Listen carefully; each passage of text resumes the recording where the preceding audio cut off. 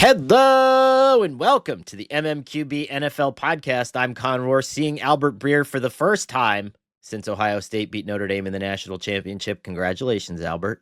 Gave you 6 days there to digest it, take it in, assess the damage. You know what though? Like a lot of fight from Notre Dame. I mean, like that thing looked like it was going to be 100-0 at the beginning of the second half, and they fought back. Like I will say again, I said this last week. Like Marcus Freeman has made it impossible for me to hate that Notre Dame team. So I do like them. Well, we'll see. I mean, my thing is when I got done with that game, I loved like all the Notre Dame fans, especially the ones in my orbit that were just like, how on earth could Al Golden zero blitz and all this stuff? And I was like, guys, the last time we were in the national championship game, we lost 120-7 to Alabama. Like, can we beat Georgia in the playoffs? We didn't lose to Indiana. Can we enjoy this? Like, let's not immediately become the asshole fans that the world thinks we are. Like, let's appreciate the growth and the steps. This was a program building victory. We haven't been this good since 1988. Like, let's get to that point where we're just appreciating it. And the fact that this was a game and that, yes, a couple other things went our way. We might have actually, sent this thing into overtime. That's good. That's good enough. Yeah, it's fine. All right. Like, and I'm not saying this to be a jerk, but like the better team won. Right. That too. It's really that simple. Like, yeah, I give Notre Dame a ton of credit, but like, let's call it what it is too, is like Ohio State took their foot off the gas a little and it almost cost them. And then they put their foot back on the gas and threw it to probably one of the best 20 football players in the planet who happens to be a college freshman and finished the job. Yeah. That's Riley Leonard played out of his mind. Like Riley Leonard played great. I thought the Kaiser kid, like I've loved watching him play.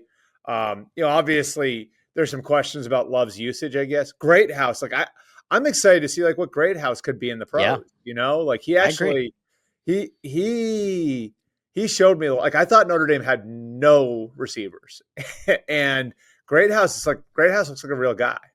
It reminded me, and we'll get to obviously the AFC and NFC championship games in a minute. It reminded me, and I think it was Jeff Schwartz might have pointed this out on Twitter, and it was so apt. It was like the perfect comparison. We had that Commanders' first drive where 13 plays or whatever they matriculate down the field. All this time's coming off the clock, and then they score, and he's like, "This was exactly like Notre Dame, Ohio State," and I was like, "You're right." And then all of a sudden, boom! You get the counterpunch, and then the game feels like it's completely out of reach. I mean, it was like, I mean, we like you said, we will get to it, but it's like Washington, like other than scoring 7 instead of 3, Washington could not have drawn that up better. Like the way that went. And again, it's the same exact thing as the national title. The better team won. The Eagles are better at every conceivable position, maybe except quarterback. The problem with what Notre Dame did was they ran their quarterback like 11 times in their first drive, and I don't know that what they were doing was sustainable. He was a little tired by the end of that. But before we get into the national title game, and Albert is in Kansas City en route to the Senior Bowl, I am just home from Philadelphia, so we're both at championship game locales, and we can break them down in a minute. But this is the first time we're talking to you guys since a lot of stuff has evolved on the coaching front. To catch everybody up, the New York Jets have hired Aaron Glenn. The Chicago Bears have hired Ben Johnson. The Jacksonville Jaguars have hired Liam Cohen. We're basically, the world is waiting on the New Orleans Saints at this point.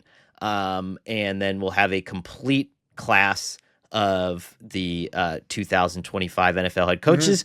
But I think where we should start and where we should finish is the Cowboys. This was and I want to make this point clear because I know it's the same point I was about to make. So you go ahead. Okay. Well, so here we go.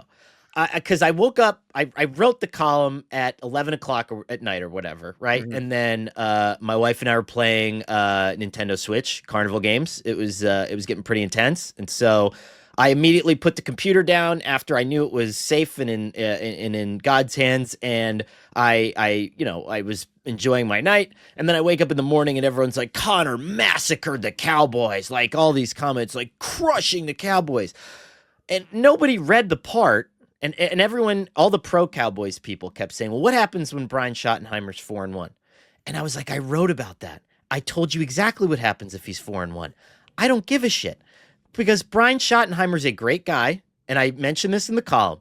Maybe the only person in the NFL that I have heard of that is universally liked by everybody. Yep. Everybody likes Brian Schottenheimer. His players probably all like Brian Schottenheimer. My issue is not with Brian Schottenheimer. My issue is with the tenor of the search, which was embarrassing. The Cowboys website listed 6 candidates, including Deion Sanders. Deion Sanders was never a candidate for this job. This was a ploy for attention by Jerry Jones. They listed Kellen Moore, and you didn't even wait for him to get done with the NFC Championship game to try to interview him again. They didn't wait for Cliff Kingsbury to be done with they could be interviewing Cliff Kingsbury right now. Maybe the hottest offensive play caller in the country right now. Who, like, probably wasn't leaving Washington for, like, I think it would take a lot to get him to leave Washington based on the experience he's just had and the quarterback that he's with. But he's from Texas, and it's the Cowboys' job. And so I'm thinking maybe you would have been able to at least have a conversation with him. I think if Jerry Jones's number was on the caller ID, I think Cliff Kingsbury was picking up the phone. Yeah. Okay. That's where I'm at on that. Yeah. I think that Cowboys fans have every right to riot, to be upset. And the other part of this too, Albert, is that you're setting Brian Schottenheimer up to fail, because, I love Brian, and I think he could be a great coach. Now, the numbers don't necessarily bear this out. Like, he's not, I think he's had like 3 top 10 seasons offensively out of like the 14 that he's been an offensive coordinator. If he makes a mistake, if he has a tactical error in a game, he is going to get destroyed because nobody wanted him to be the head coach in the first place. And so it's one of those situations where it's like, he's starting on a tightrope. And you might understand this better than I do, Albert. You've been covering the league for longer than I have. What is Jerry Jones doing? Like, what's happening here? What am I missing? Well, I mean, I think like this, I'll compare it to the Patriots search, because I think, like, as much as the guys might not like to hear it, there are a lot of similarities between Jerry and Robert. And I think one of the similarities is they think they have all the answers. And, like, I think the problem with what both teams did over the last month had nothing to do with the people they picked. It was the process. The process in both cases sucked. Both those organizations needed to take a look at what they're doing and had an opportunity to go out and talk to other teams and see how other teams are doing it, and see what they're doing wrong and see what they're doing right. And they passed on that chance to go with something that was familiar. Now, at least the Patriots can say, well, we had a coach that was in demand. We were competing for him. We got you got the best head coach in the cycle, possibly. Right. So like in that case, and that's why, like I said, like, I was very careful. Like, you know how much I think of Mike. And like, I was very careful with everything that I said, that I think Mike Vrabel was the number 1 candidate in the pool. And I think Mike Vrabel is an excellent hire. But that does not mean the process doesn't suck.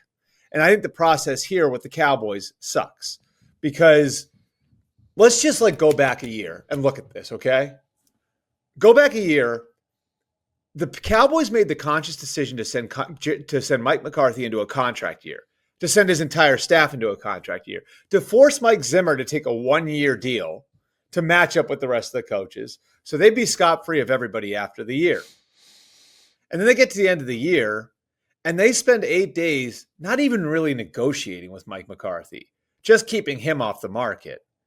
And then they get 8 days in, and now they're behind everybody to the point where, okay, now we can no longer talk to the Chiefs or Lions assistants, and we're behind all of these other teams in line.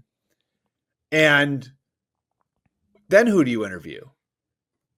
You look at Deion Sanders, who was a player for you. You look at Kellen Moore, who was a player and a coach for you. You look at Brian Schottenheimer, who's on your staff. You look at Jason Witten, who's a team legend. And then you interview Robert Saleh and Leslie Frazier to satisfy the Rooney Rule.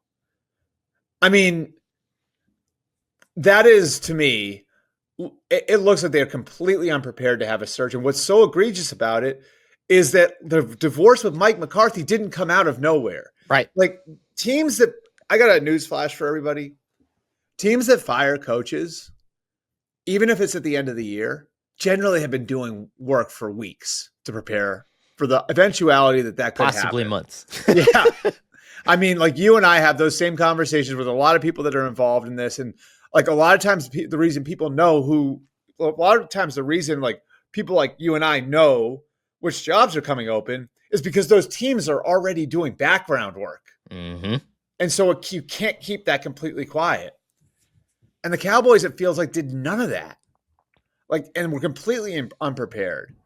And then that's the problem I have with this is like Vrabel, it's interesting because like when I made this argument against on the Patriots, I felt like okay, like I'm not like everybody knows how good Vrabel is. I'm not screwing Vrabel by saying this stuff because the Patriots made a mockery of the Rooney Rule because the Patriots showed, I mean, like no self-awareness and a lack of an ability to look inward at all the problems that they've had the last 5 years. But like when I said that stuff, like no one thought I was talking about Vrabel because everybody knows how good a coach he is.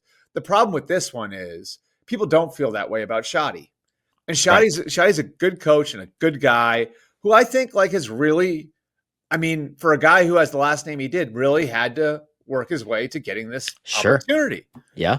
And it sucks that now it sounds like we're trashing him. Exactly. When really it's just the team.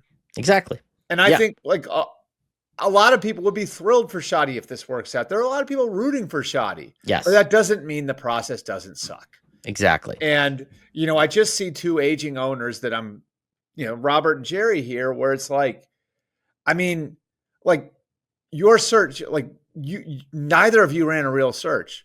Now, like, is it because you think you have all the answers? Is it because at your age you don't want to go through with it?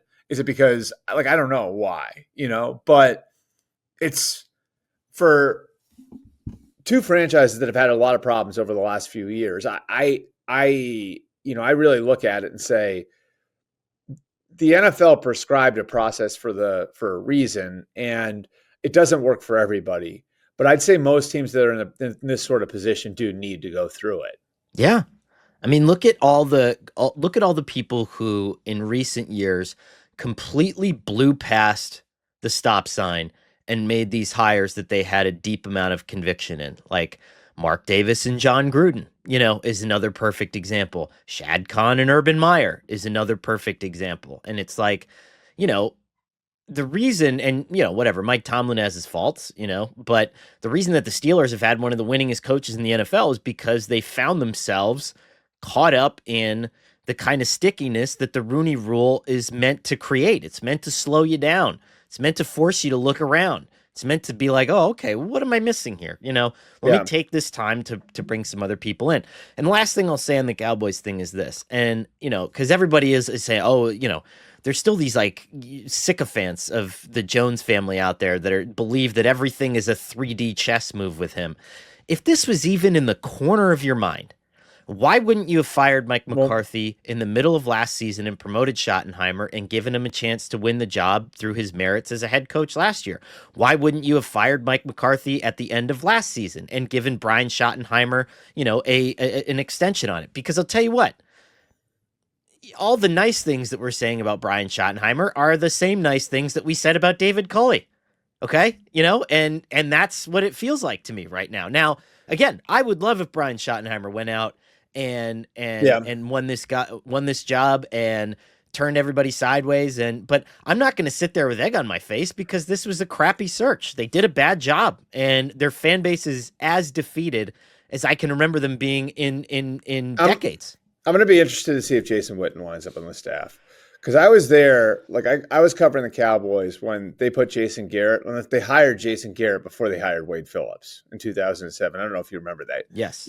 You were probably in high school or something. I was in college. Okay. Um, but that was, like that was my first season covering the Cowboys. And,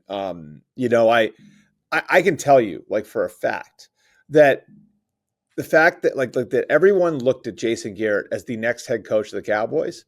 And because of that, Wade Phillips constantly had that like hovering over him. And it There's wasn't a finality to it. Yeah. it wasn't Garrett's fault. Garrett wasn't pushing that, but it was the reality of it. It wound up being what it was. A year later, the Ravens and the Falcons and these teams came after Garrett, and then Jerry wound up paying Garrett so much to stay that he had to give Wade a raise, so Wade would still be the highest paid coach on the staff, believe it or not. And so but that was hanging over Wade the whole time. And Wade, I mean, to his credit, Wade could handle it because Wade doesn't have like a big ego. And Wade was on his Wade was, third chance head coach, all of that. And I think Wade did a pretty like decent job on balance over his, few years in charge.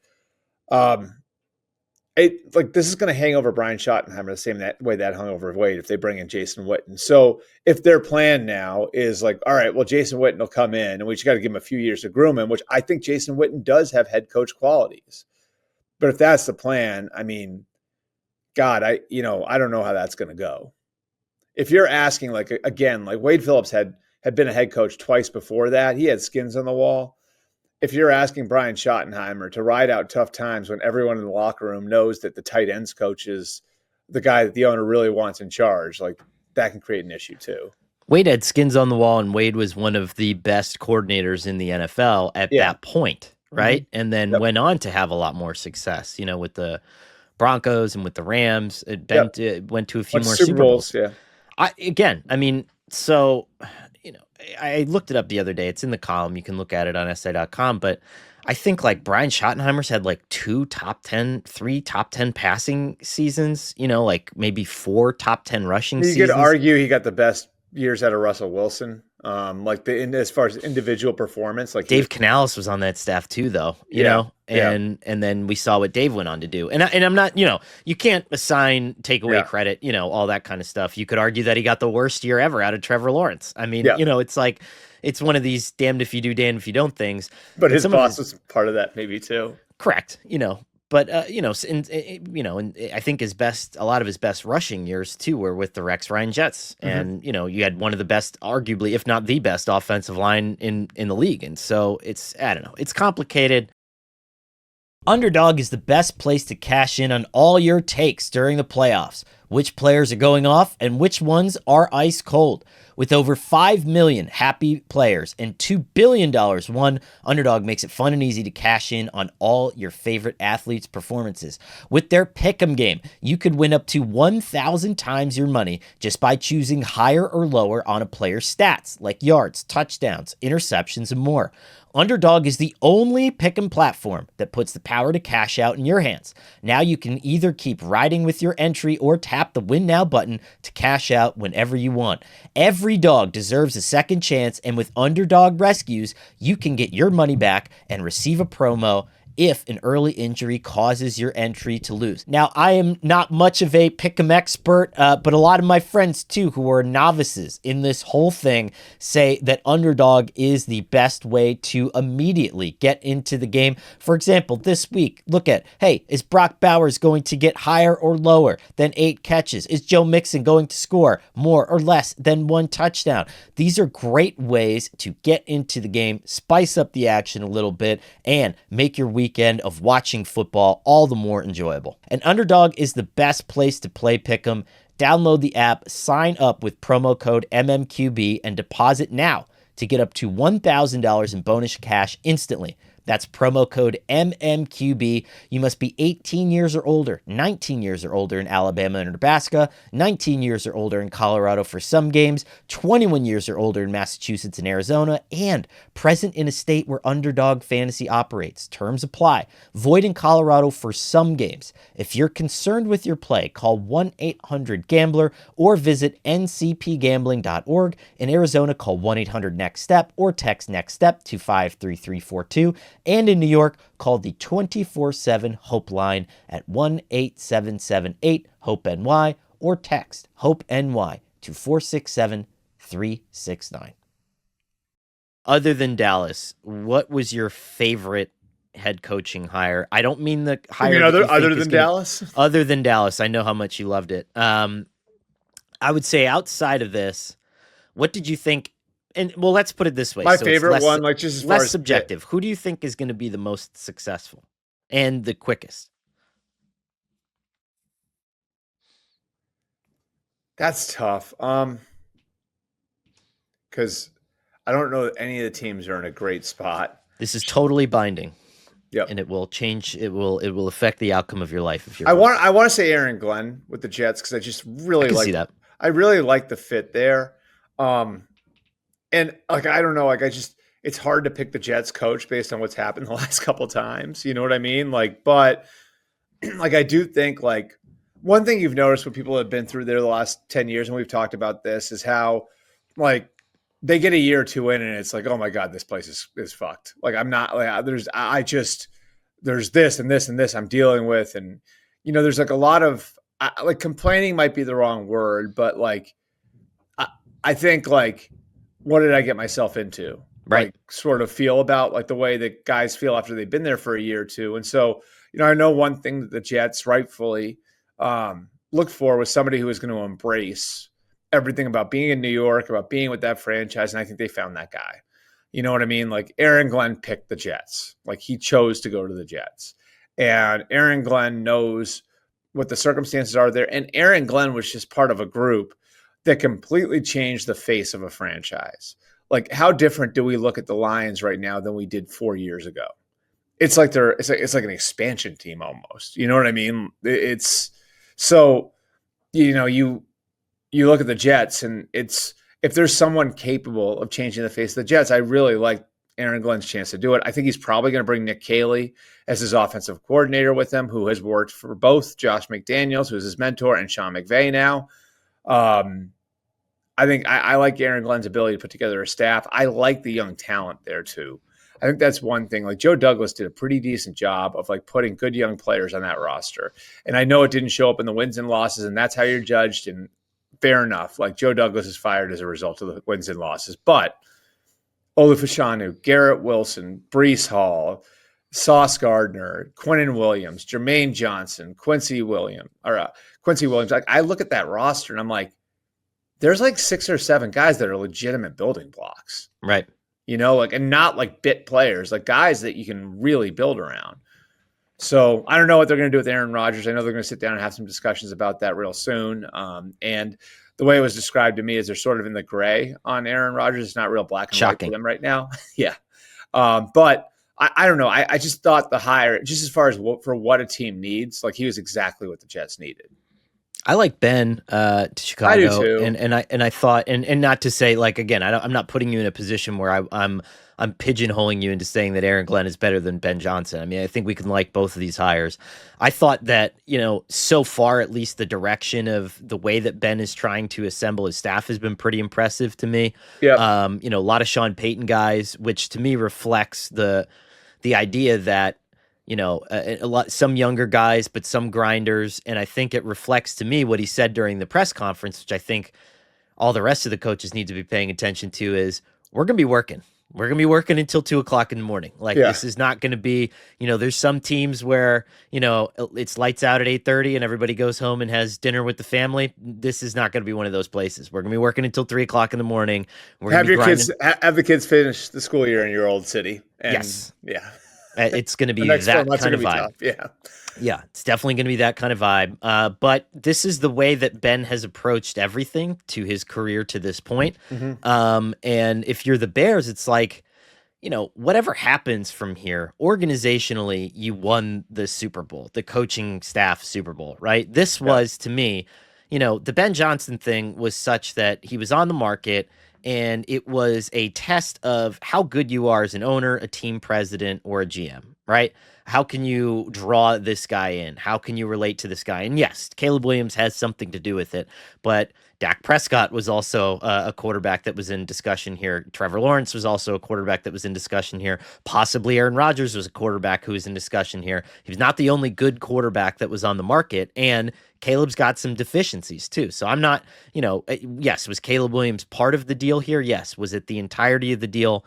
I don't think so. And so I thought it was a nice job by Chicago at getting him in, getting him comfortable, and not letting him out the door to possibly go to Las Vegas Yeah. or to go somewhere else. And you mentioned like I thought you mentioned the alignment part of it. I think that's like I give Ben credit for being creative with it because I think there is a code here, right? Like you if you're Ben or AG, like you don't want to go in and pillage Dan Campbell's staff, especially with everything they're going through and the people they're losing. And so, like, I think both those guys have to be a little bit creative as far as bringing in people from other places that'll understand what you're looking for, right? And obviously, a lot of what Dan Campbell built, the foundation of it was really like kind of what he observed and coached in New Orleans. And so, having guys, like Declan Doyle, like Dennis Allen, that coached in that program, gives you like a look at like, okay, like this is what it is, and I'm bringing in these guys who are going to understand it. Also, I think the DA hire was really smart because it brings in a defensive coordinator who's going to understand what you want on defense because you were just working with Aaron Glenn, who was his secondary coach in New Orleans, right? And I think it's really important for a young head coach, especially if he's going to be calling plays, to have former head coaches on his staff. I think it's really, really important. Like, I think that's one thing. Like Brian Callahan, I think part of his problems in Tennessee last year was his talent. His staff was too young, Yeah. and he didn't have enough backstopping him. Gerard Mayo, same thing in New England. Like, I mean, he had Ben McAdoo, who was a head coach for 2 years, and that was really it as far as guys with head coaching experience on his staff. So, like, I think going and getting Dennis Allen, I think, shows some self-awareness too, and that I'm going to walk into this job and not have it all figured out right away. Yeah. No, I agree. I'm interested. I liked the I enjoy how our business works, and I enjoy is kind of an interesting word here, but as a peek behind the curtain, right? For those of you who don't cover the NFL for a living and listen to the podcast, there is I think some people kind of view it as like a game within the game where if someone gets hired and everybody thinks about them a certain way, to be the first person to come out and say, well, see, he's not really the person you think he is. And look at this, there's a little bit of a game within a game there. And I respect it. I've done it, for sure. But to come out and say, like, Ben Johnson's opening press conference and be like, see, this guy's dynamic. This guy's going to crush it. I was like, I don't know, man. Like, it's okay that Ben's a genius and that he might just stay behind a closed door and not talk to anybody. I'd rather my geniuses be geniuses. And if we're trying to force Ben to be this, like, dynamic joking leader. around like, oh, I love kicking Matt LaFleur's butt. Haha. It's like, maybe that's not who you that are, was man. I really like Ben personally and everything else. That was a weird comment, and I know it was taken as such. You would think that those guys, like, my first thought was like, oh, are they old buddies from somewhere? Did they cross over somewhere? Nope. They don't know each other at all. They don't know each other at all. And I think that was taken as such by certain people on the other side of that one. Right. So it's just, it's, you talk about anything. I mean, I remember my first head coach that I ever covered was Rex Ryan. And at first, the bloviation, I mean, that was very natural to him. And the only reason it got toned down is because players are like, at some point, this is not going to be the check that you have to write. Like, you're writing checks that our butts have to cash now, right? Mm-hmm. And it's different with Ben because I think Ben was probably trying to be a little bit more dynamic, trying to be a little bit more like, hey, let's go. And we overrate this crap all the time. I mean, but Nick Sirianni's opening press, he's still can't live that down. You know what I mean? He's 48-20. People still think he's like, sure, it's not really him. You know what I mean? Like Dan Campbell, the biting kneecaps thing, like people will forever think he's a meathead because of it. How'd that one turn out? Right. Like, right. It's just, I mean, so many of these things. Matt LaFleur's opening press conference was a little stiff and weird, and look at the job he's done. When I say there's zero correlation, there's zero correlation. Zero. You know who's like introductory press conference ruled? Matt Rule's introductory press conference was like, it was unbelievable. And I like Matt personally and everything else. And like, he's obviously a really good college coach, but I mean, it was like a sermon. His I introductory think I press remember conference. that. Yeah.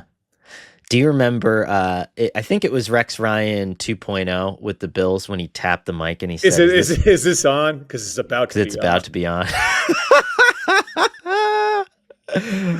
Oh, Uh, I would good. watch an hour long compilation of like introductory press conferences from the last decade. Somebody ought to put that together. That would be good. If we have There's any industrious listeners out there, go post something on YouTube for us, and we'll promote it for you.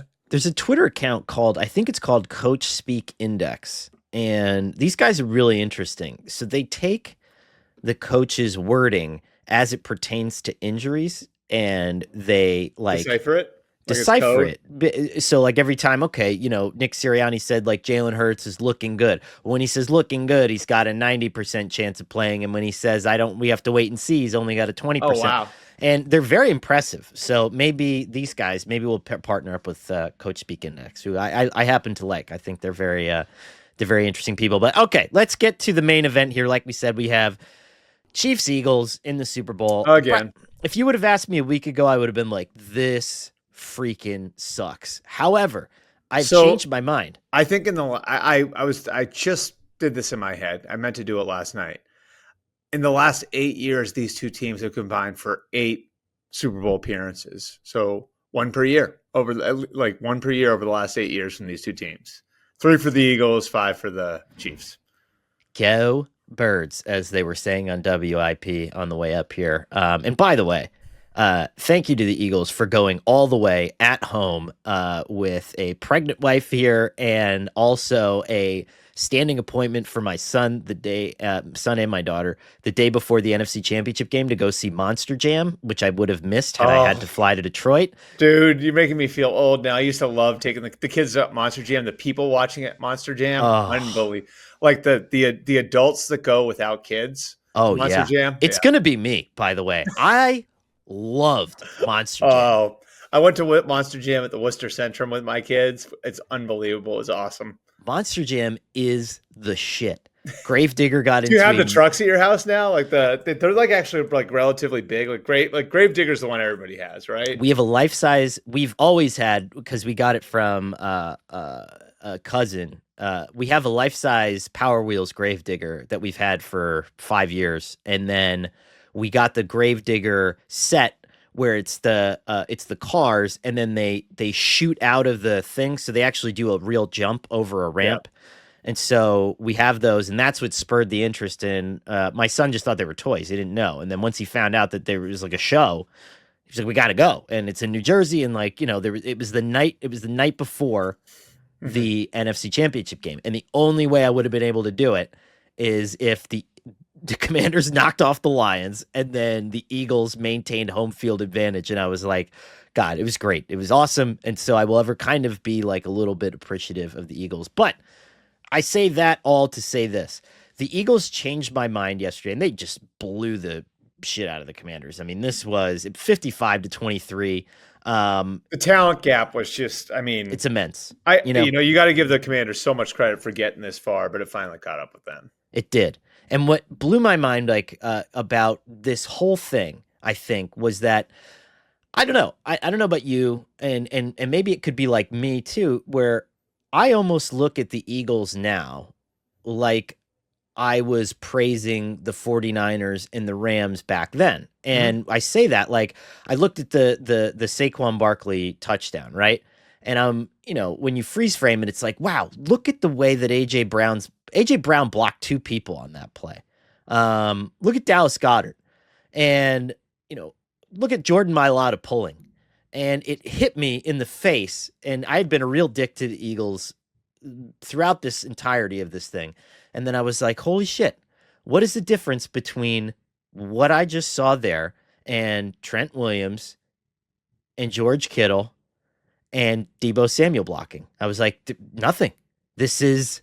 And it's the same thing. And now the plays are different, right? But the ethos is the same, where they've convinced A.J. Brown, of all people, to take, 50 fewer targets than he had during the 2022 Super Bowl season, to block a shit ton more. And the response is just like, great, cool. You want an example of Nick Sirianni being one of the best head coaches in the NFL? There you go. Like, how did Nick get Convinced. into that conversation with AJ Brown and just be like, hey, listen, we're going to build this thing around the running back. We're going to need you to get into the shit a little bit and block. That's incredible. And I don't think it hit me really until we got to that point last night where I was like, wow, that is what this team is all about. Jeffrey Lurie called them unselfish on the podium after the game. And I think that really, it hit me. I was like, he's right. And this isn't just a platitude. This team is incredibly unselfish. Yeah, so I'm gonna look up. Hold on, because I texted a couple of guys on the staff last night about like what. Like I was like, I want to give Nick some appreciation. So what does Nick do well? Here's one. Nick is just an incredible leader. The way he connects everyone on an individual level. Love his team meeting. He brings energy and focus to the team. Here's another guy. Preaches detail to players to such an extent that it really gets through to them to live it. And then another one, I mean, and these are all like right along the same lines. He's a connector of people. Culture is about being all together. The entire group is bought in, winning and maximizing the moment you're in. Nothing else matters. It's like everyone says the same thing. And I think this is a part of being a head coach that a lot of people misunderstand, is like so much of it is convincing the guys in the locker room, especially guys of this generation, that what you're selling is worth buying. And Nick Sirianni has sold very different things to his team over the last couple of years, but they're all about like in the end, this is going to be what's best for all of you. And 48-20, 4 playoff appearances, 2 Super Bowls tell us that he's exactly right. And he has the credibility now at that locker room where it's like each year he can build the team a little bit differently. And regardless of how he builds it, his players are going to believe that formula is the right formula. And I think that's probably why it came undone a little bit towards the end of last year, is because it wasn't quite what he had. You know what I mean? It wasn't quite the way he envisioned it with the new staff coming in. But now with Kellen Moore there and Vic Fangio, you're seeing the buy-in tick up. I will say this: my one column this year that I'm gonna try to resurface, because when everyone was trying to fire Nick Sirianni and he shaved his head, that week I wrote, everybody needs to back the F off of my guy, Nick Sirianni. And so here we go. We're back, baby. I'm trying to, I was a big time asshole to Eagles fans from like week 10 on. Yeah.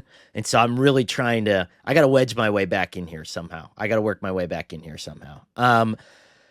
But you were right. So doesn't that kind of give you you're good? Well, I was right about Nick. I was wrong about the fact that Saquon Barkley was having this dream season mostly because they were playing against some of the worst rushing defenses in the NFL in back-to-back weeks, which can also be true. And, the Commanders were not a great rushing defense. Nobody in that game bothered to tackle on the crack toss at the beginning of the game. I think there was like 3 missed tackles on that one. And both things can be true. But now that it makes sense to me, and it takes different people times to see the light. Now that the Eagles make sense to me, and I'm curious what your take is on this, Albert. I think that the Eagles are better positioned to beat the Chiefs now than they were when Jalen Hurts was dropping back a bunch and the entire running game had to go through Jalen Hurts.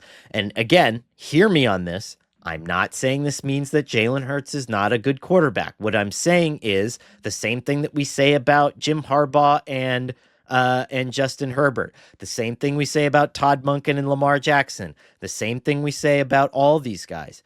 The more that you take off of the quarterback's plate, the better it is for everybody, and I think that might end up being where the Eagles have found themselves right now. Well, if you want a big picture of that, I think the difference between the 3 or 4 quarterbacks who are at the very top of the league and everybody else is what they do when they're playing from behind, is what they do in 3rd and long. It's the throw that Josh Allen made at the end of the game last night to Curtis Samuel to tie it on 4th down, that very few quarterbacks are making that throw. You know what I mean?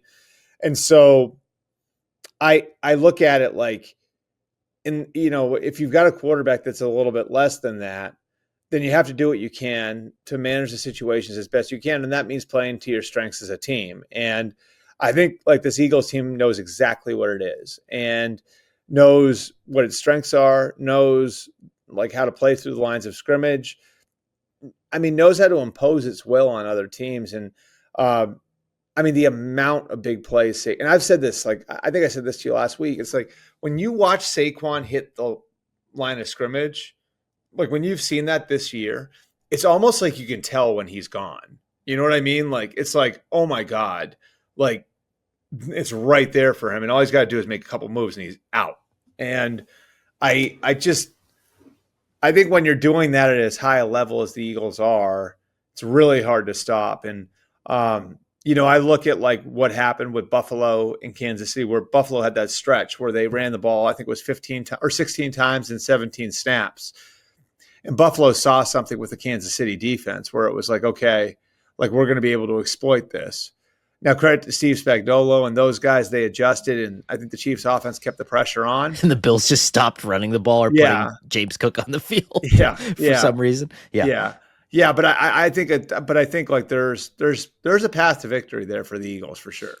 Jalen Hurts, and again, I mean, it's one of these things that when you win by 30 points, it's hard for me to sit there and say, well, it's because of this person, it's because of that person. I mean, the totality of it, Landon Dickerson, for example, right, finds out like 10 minutes before the game that he's going to be the starting center tonight. And I counted, he only had like 9 snaps with Jalen Hurts during pregame, and about 4 of them were high or wide. And I was sitting there like, whoa, boy, this is not going to be good. And they're trying to do the tush push and all this stuff. Didn't matter.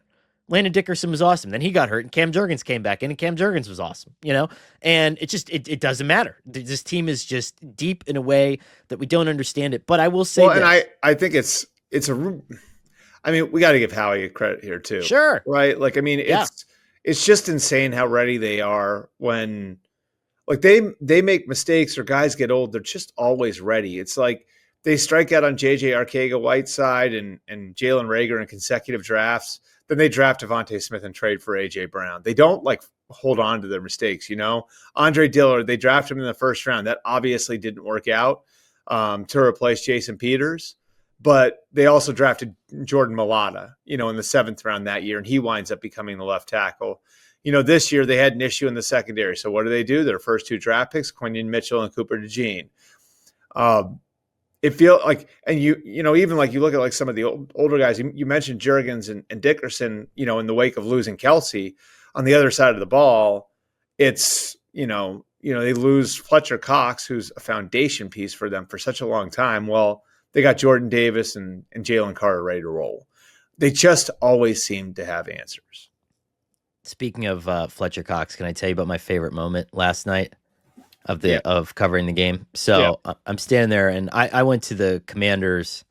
I did double duty last night. My back's still a little bit sore. Rode Eagles at the buzzer, and then went down and did Commanders locker room. And just saying, just a little bit sore this morning. But we're gonna push through it. I'm just kidding. But I watched the Commanders come off the field, and it was a hard thing because we've all experienced not being able to do the thing that we love to do anymore. And I vividly remember my last high school football game and just like, crying on the bus and being like, okay, I don't get to do this anymore. This is over for the rest of my life. It sucked. I remember that too. Yeah. Oh, it was terrible. And so I remember watching Zach Ertz come off the field. And I don't know if this is it for Zach or whatever. He's 34. He's on a 1-year contract. Right. And he has the sign language sign for I love you. And he's just giving it to the fans. And the Eagles fans, I will give credit, dramatically changed tenor. From they were calling everyone losers as they were walking through the tunnel, but then as soon as they saw Ertz, they very quickly shifted to an appreciative, like standing ovation kind of clap thing. And I was like, thank God, because please don't ruin this for anybody.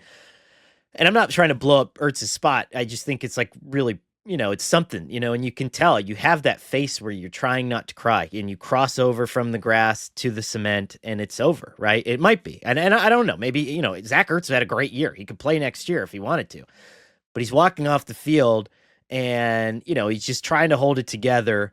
And then all of a sudden you just see like a collapsible gate open up behind me, and all of a sudden, this bear in a starter jacket just comes flying through the barricade, and it's Fletcher Cox, and he just swallows Zach Ertz whole in a hug, and they're just standing there. And just for 10 minutes, it was just like Zach didn't have to keep it together. And I was like, wow, like it's pretty amazing. Like some of the stuff that you think about after a game, the Oh, the Commanders stuff you see, yeah. stuff you see, and the I parallels to your own life. And it's just mhm. like when Zach said afterwards, and he said to reporters in his locker, I wish I was 22. I wish I could play my whole life with Jalen or Jaden Daniels, and Right. it's one of I those things that saw does sucks. I saw something a little bit like that, like with DeAndre Hopkins. I was on the field, and you know how like they have the stage, and then they have like the little roped off area for like the players themselves, and then everybody else is kind of around it, right? Hmm. And so like a lot of times the players will come out so to go see the family members or other people who are on the field but can't get inside the roped off area. And so DeAndre Hopkins, who he's got a really interesting family story for people who don't know, you can look it up and find it pretty easily. Um, Seeing Hopkins standing there with his arm around his mom and arm around another family member, I'm not sure who it was, and you could just see him staring at the stage. You know what I mean? Like, and being like, how did I finally get there? You know what I mean? Like, and he's 12 years into his career, and I'm sure he knows like he doesn't have a whole lot of time left, but he's just kind of like got this, like, it almost looked like he was about to start tearing up, like Yeah. just looking at the stage, and Mahomes and Kelsey and Andy Reid are up there accepting the trophy. And it was like almost like this, I can't believe this is happening. Because remember, he started the season with the team that has the number one overall pick. Yeah. And here he is, like on the field at Arrowhead, and about to go to his first Super Bowl, which is really cool to see stuff like that. Which I think is kind of, I guess, the flip side of what you're talking about with Ertz. Yeah. And it's a reminder too, and for the Commanders, for the flip side of it, right, is that we're going to fall into this trap this offseason where we're going to say, okay, well, here comes the Commanders, just like the Texans, right? And we're going to have Jaden Daniels going like this, and everybody goes like this, and everybody just gets better and better every year until you reach a pinnacle. Not true, right? We had Bobby Wagner in that locker room, was 34 and was on a 1-year contract. You Yep. had, another guy who played his ass off this year. Austin Eckler is going to be 29 next year on the second year of a 2-year contract. Some of these guys were really instrumental, and it's like, okay, you're going to bring them all back. Are they going to be what they were before? Are they going to be useful for you?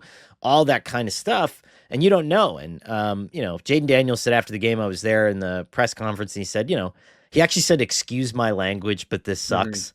God love him, by the way. You could say sucks at a Yeah. podium. You're allowed to say sucks. Yeah. But it's a hard thing because I think once you saw the talent gap there, that's not a one-off season job, Right. And listen, the Eagles aren't going to be the Eagles forever either, and the Chiefs aren't going to be the Chiefs forever either. But the standard that some of the top teams have set over these last, and we'll get to it in a second, the gap between the Chiefs and the Bills is significant. You know what I mean? And so what you have to do to get there is something else, Yeah. I would say this, though. They got a pretty good start in number five. I A mean, good like, start, I but mean, it's, we can't put and I this on know, him right away. I We know we can't put it can't, on him right away. we can't, but I think what was so unique about his rookie year, and I think it's one of the great rookie years we've ever seen from a quarterback. It's normally it takes a little while for these teams, even like the Mahomes, the Lamars, like you remember those teams like really loaded up when those guys became the starters, right? Like, so those teams were like established, had good players everywhere.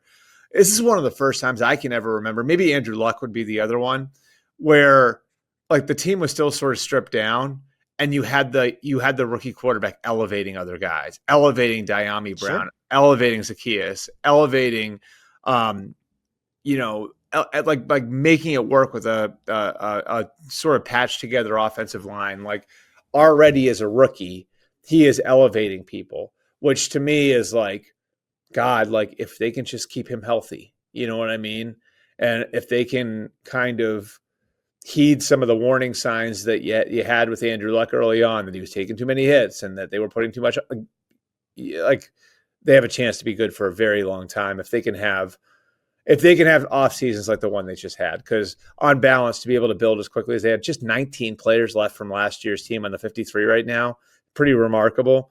So if Adam Peters can keep his heater going on the roster building side, and Dan Quinn can get the sort of buy-in he did in year one with Jaden Daniels at quarterback, I think I'm not breaking any new ground and saying I think they're really really going somewhere.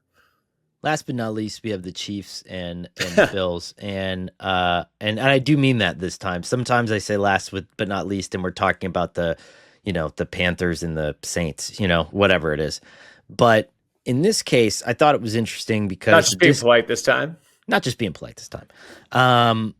What was interesting about the discourse this morning, and we can get this out of the way first and then have a little bit more of a substantive conversation here. But I think it was Drew Tranquil that was like, yeah, we heard all the noise about the refs thing, and now what?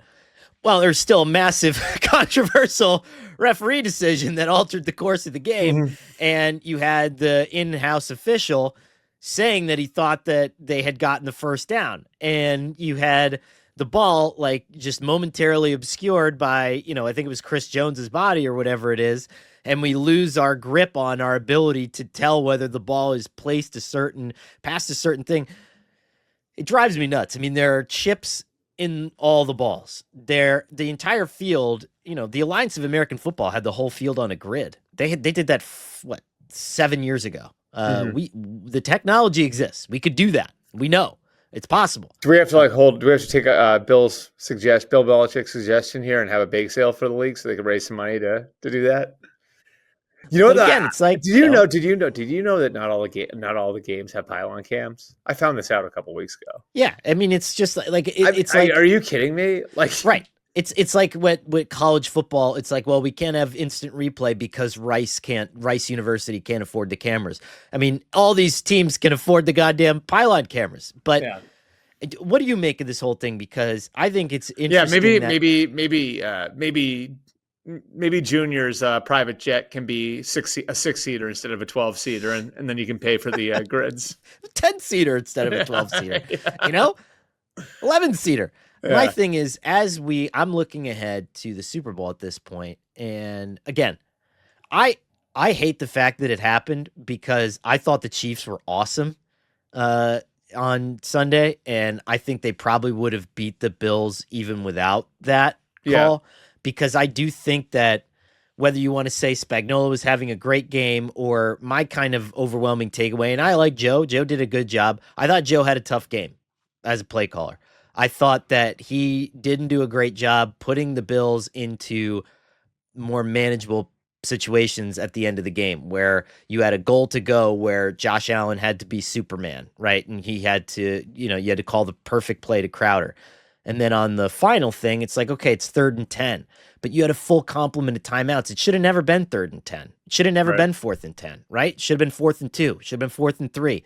You could run the ball in those situations and get away with it. And they just kind of abandoned a lot of the stuff. It seemed like they were like Spags would come up with a counter punch and they didn't really have a response. So Spags counter punch is what they're doing early on. Spags counter punch is the stretch where they ran the ball 16 times in 17 plays.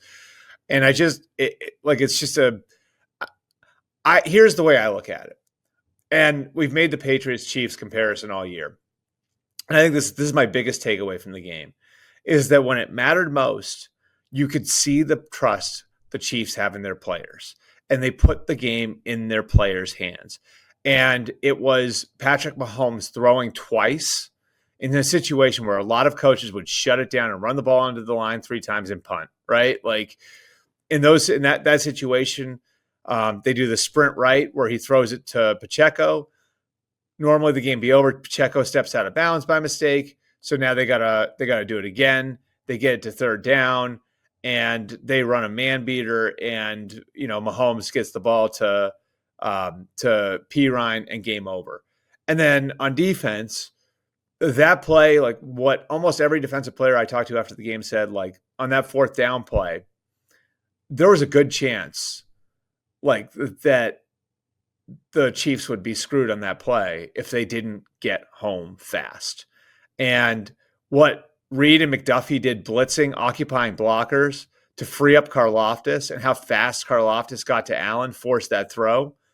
If Allen can hold that ball for a second or two, I mean, the Bills might be if you look at the way that play was intended to go, the Bills might be in field goal range. But Spags had the trust. Like, George Karlaftis is going to get to Josh Allen. The same way Andy Reid had the trust. Patrick Mahomes is not going to screw this up. He's going to make a smart decision, whether it's getting to the ball in those spots to Pacheco and Pirine, or eating it or running it. He is going to make the right decision. And I think that trust in the players is exactly what we used to see from New England, where the Patriots would throw in the final 2 minutes of the game when no one else would throw, right? Where Brian Flores would bring a blitz, or Matt Patricia would bring a blitz that was dependent on one guy getting home. Like, that to me is the biggest thing. And I watched the Bills, and it did look in a lot of spots like they were really conservative. You know what I mean? Like, relying really on the sneaks. And I just thought, maybe it's, do you think it's like maybe it's a talent deficit, a little bit? The skill position players, they don't have a true difference maker there. Like, they got a lot of good players, but they don't have a true difference maker there. Maybe that's part of it. I don't know. But it just felt like time and again, the Chiefs were pushing their chips to the middle of the table on their players. And I don't know if the Bills did the same thing. I have a difficult question to ask you, which I don't think is necessarily going to be fair to ask you, but I'm going to ask it anyway. What is your social security number? No, I'm kidding. Is Sean McDermott the guy that's going to get him over the hump? I think Sean's done a really good job there. I think that they're kind of where like Tony Dungy and Peyton Manning and the Colts were, you know, and eventually you take enough shots at it and you break through. And I think that's just sort of where they are. I mean, that's the amazing thing about what Mahomes is accomplishing, is like, he has to go through every year Lamar and Joe Burrow and Josh Allen in the conference. That's without even getting to the fact that Justin Herbert's in his division, right? Like, I don't know. I mean, they're in the much more difficult, the much deeper conference, and they keep doing this. And I'm sure it's got to be frustrating for a lot of those guys that are on the other end of these games. And it mirrors in a lot of ways, I think, you know, like Josh Allen right now, to me, mirrors Peyton Manning trying to climb that mountain and getting knocked off right as he gets above the tree line every time. You know what I mean? Like, it's just hard to beat that team. And they got to figure out a way to do it. And for the Colts, you know what it was like, eventually the Patriots had a bit down year. A bunch of things went wrong for them in the offseason. And even then, like, if you go back and you look at the 2006 AFC Championship game, the Patriots jumped out on them early, and the Colts had to come all the way back. Mm-hmm. So I think it's sort of like that for the Bills, is like where you just got to get enough shots at it, and eventually the worm will turn. I don't think this is the time to turn it upside down, if that's what you're asking. Do you have any knowledge of, because, you know, although Peyton Manning was on his second coach by the time he beat Brady. So I'm not saying anything. That's why I said it's not a fair thing, because I will defend Kyle Shanahan to the death. I think he's one of the best head coaches in the NFL. And my excuse that I always make for Kyle Shanahan is he ran up his best teams that he's ever had against Tom Brady and Patrick Mahomes. How can I not say that about Sean McDermott too, right? And you know, there's an inevitability about being the other guys when you're facing quite possibly the greatest guy to ever do it. Are you aware? I mean, it's, you know what it is? It's like, it's being Karl Malone and Sean Patrick Ewing, Gary Payton, like Clyde Drexler. It's being those guys in the 90s. You know Hakeem what I mean? Olajuwon. Although Hakeem's got a title. He got two, but that was only because Jordan retired. Well, he won the titles during the retirement year? The 2 years they retired, yeah. It was Bulls, Bulls, Bulls, Rockets, Rockets, Bulls, Bulls, Bulls. And the Rockets won 93, 94 when Jordan was out. And then 94, 95, Jordan came back in, like, what was it, like February of that year or March of that year? So, like, that one was won without, like, Jordan being, like, he was still getting his sea legs back. Okay.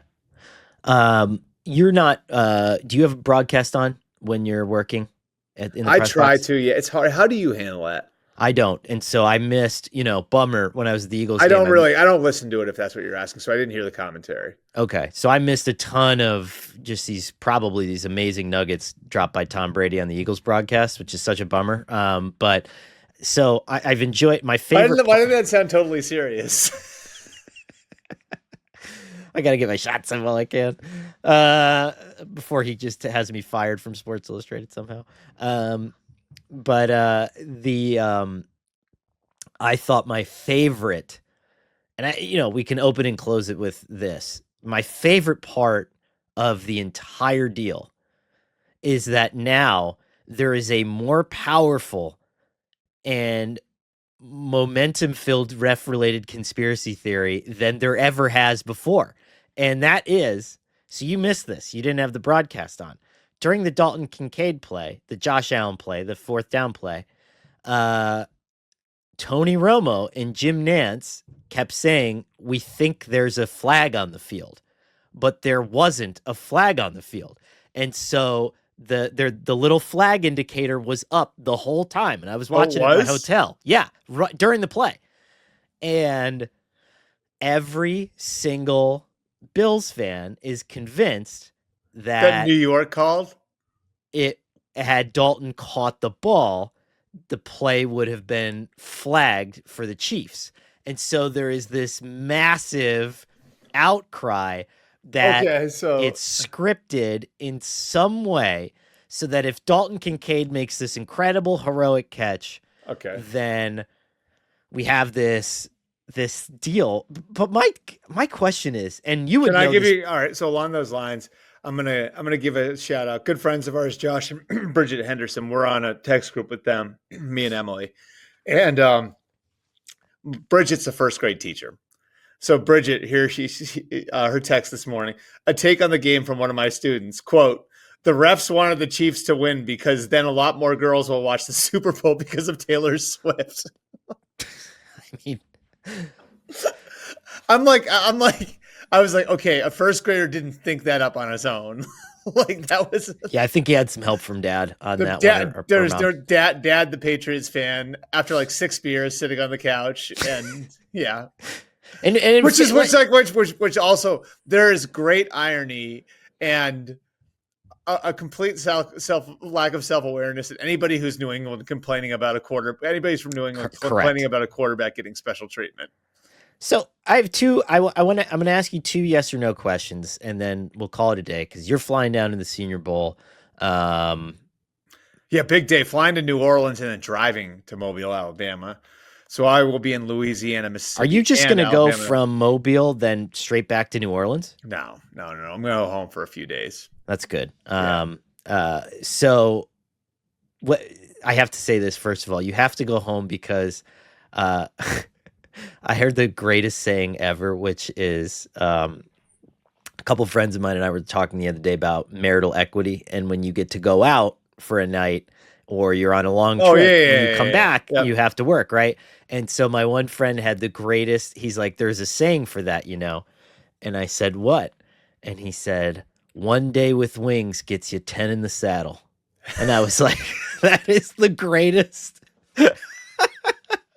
1 day with wings. That was my trip to Atlanta last week. Yeah, you had a couple days. By the way, Emily, I'm traveling for the playoffs all month, and I am also going to the national championship game. 10 in the saddle. There won't be a whole lot of no's coming from me to Emily over the next few weeks. Put it that way. 2 questions. One, do you really think Chiefs would have been a bigger draw in the Super Bowl than the Bills?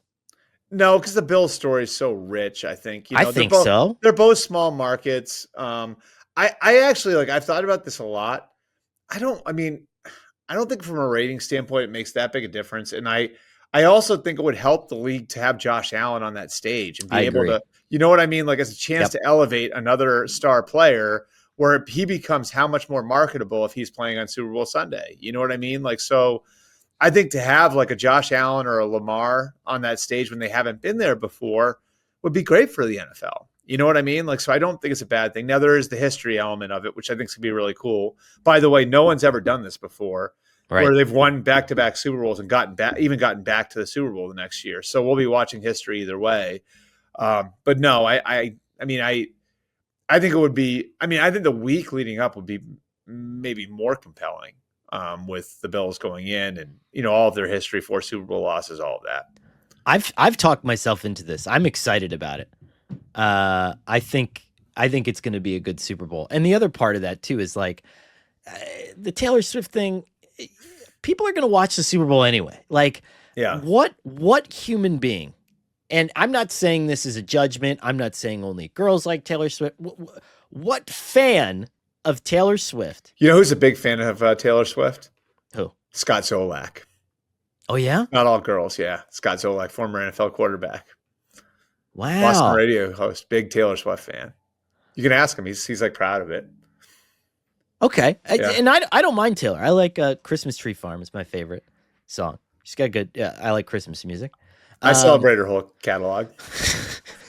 But like, what human being is like sitting there in a dark room and is like, I only consume content involved with Taylor Swift, and like I'm only going to turn on the TV if Taylor Swift is like, that doesn't exist. And this is where the conspiracy loses air to me. My favorite part of it is like the guy who's threatening not to watch because of Taylor Swift being on there. Yeah. Okay. Like Taylor Swift, like to be clear, Taylor Swift's probably getting less airtime than the owners who don't need to be on the TV at all. Yeah. You know what I mean? Like they're showing the owner's box more than they're showing Taylor Swift's box. Well, you know what it is too? It's like the other part of that is like, it's the people who like, I stopped watching the game because, now the players have choose love written on their helmets. Oh, okay. Well, see you later. You're missing like literally the most entertaining thing on the planet because, we want to end racism, which I think is like that's a goal we should all be in on together, but it's the same thing. It's like, oh, I'm not going to watch because of all the Taylor Swift stuff. Don't tell me what to think. Yeah. I'm not going to watch because of all the Taylor Swift stuff. I'm not going to watch because I choose hate. That's why I'm not going to watch. Cool. Good for you. Enjoy that. But like, I just think all these things need to be, we need to stop. We need to realize that sometimes life happens in a way that we don't necessarily want it to happen. We need to realize that these goddamn officials are probably so nervous at making a mistake now in favor of the Chiefs that they're probably shitting their pants during this game. It's like, probably that guy at home's fault more than it's like Taylor Swift's fault. Because think about it. Like he's sitting there and the Chiefs are just like, oh God, like, and probably like Goodell's in his, like before the game, it's like, hey, don't call any of these pass interference calls because everybody, and now the officials are sitting there crapping their pants and they're thinking like, oh my God, what's going to happen? And then all of a sudden there's a tight 4th and 1 call and the one official's like, are you looking? Because I wasn't looking. I'm nervous about what's going to happen to me. And so I think it might, not to blame the masses here, but like, I think that's more of a possibility than anything else. Anyway, say all that to say this, just enjoy the Super Bowl, everybody. Yeah. It's going to be a good one. And I think we'll be be a three-peat. And we'll be live next week. You can come back live next week. Me and Albert will be together. We're going to find a time to do the podcast together. It's going to be so much fun. We can watch history together, or we can watch Nick Sirianni, probably the greatest head coach to interrupt a three-peat dynasty in the history of coaches, who would be an amazing jerk about it. Like, this is good. It's all good. Let's enjoy it together. Thank you for listening. We will see you next week.